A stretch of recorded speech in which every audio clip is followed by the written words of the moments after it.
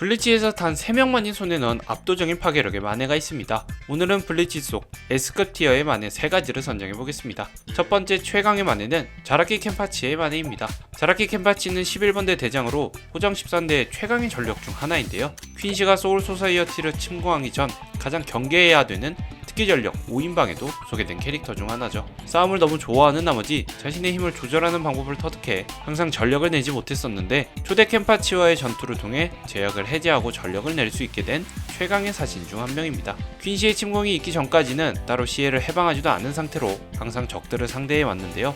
다른 사신들이 시에와 만해를 통해 공격력을 강화하고 변수를 창출하는 것과는 다르게 오로지 자신의 영합과 전투력만으로 적들을 유린해 왔다는 특징을 가지고 있죠. 그렇게 시간이 흘러 퀸시의 침공을 막기 위해 드디어 1100도의 시에를 해방하는데 오랜이 기레네 모노왔네. 1100도의 이름은 야세로 거대한 도끼의 모양을 하고 있었죠. 11번대답게 별다른 능력이 있기보다는 직공계 1100도로 추정되는데요. 무엇이든 벨 수 있을 정도로 대상을 가리지 않고 전부 베어버리는 경악스러운 모습을 보여줍니다. 실제로 그래미와의 전투에서는 운석도 가르고 실체가 없는 우주공간마저 갈라버리는데요. 이후 제라드와의 전투에서 만해를 해방하는데 부러진 칼의 모습과 함께 버서커 모드처럼 자라키의 모습이 붉게 변하고 이성을 잃은 모습을 보여줍니다. 대장급 사신들이 레이드를 하는 제라드에게 굉장한 피해를 입힌 것은 맞지만 아직 완벽하게 만해를 습득하지는 못했는데요. 실제로 만해의 힘을 버티지 못하고 자라키가 자멸해버리는데 그간 자라키가 보여주었던 맷집과 터프함으로도 견디기 힘든 만해라는 점에서 잠재력이 어마무시하다라고 볼 수 있죠. 또한 퀸시 침공이 끝난 뒤 중앙 46실에서는 자라키가 반란을 꾀한다면 소울 소사이어티에서 막을 사람이 없다고 경계하는 모습도 보여주기까지 하는데요. 이러한 점을 고려했을 때 아직 사용자의 역량이 부족함에도 충분히 강한 모습을 보여주고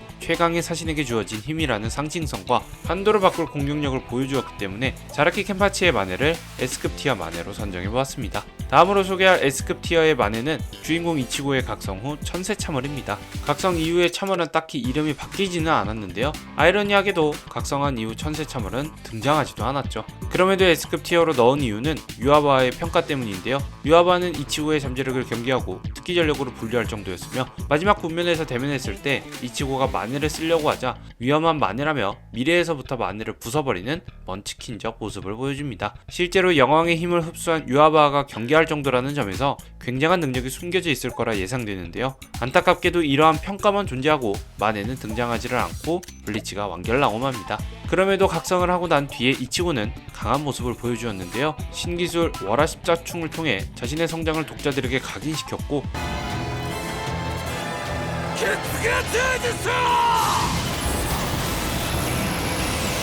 호로와 퀸시의 힘을 섞었으며 주인공으로서의 버프를 제대로 보여주었죠. 하지만 최종 전투 때 유아바에게 부러진 이치고의 만해에 망연자실하고 있는 와중 과거 개변이 가능한 츠키시마가 등장해 이치고의 1100도가 부러진 사실을 없던 걸로 만들어 다시 한번 기회를 얻게 되는데요. 마지막 유아바를 일도양단하면서 레이드에 성공했다고 볼 수 있죠. 이러한 점을 고려했을 때 주인공 버프를 받았다는 점과 최종 보스에게 인정을 받을 잠재력이 충분하다는 것을 고려하여 이치고의 각성 만해를 S급 티어로 선정해봤습니다. 마지막으로 선정한 S급 티어의 만해는 0번대의 리더 효스베 이치베의 백필 일문자입니다. 효스베 또한 0번대의 리더인 만큼 특기 전력으로 분류가 되어 있는데요. 1100도의 능력이 아닌 예지에 의해 분류되어 있기는 하지만 1100도의 능력 또한 가히 사기급이라고 볼 수 있죠. 시에를 해방하면 세상에 존재하는 검정을 모두 자신의 것으로 취할 수도 있고 만해를 해방하면 일문자의 먹물에 칠갑이 된 대상에게 이름을 부여하고 이름에 따른 새로운 특성을 부여하는 능력으로 작중 표현됩니다. 연출만 보면 살짝 마법 천자문이 떠오르기도 하는데요.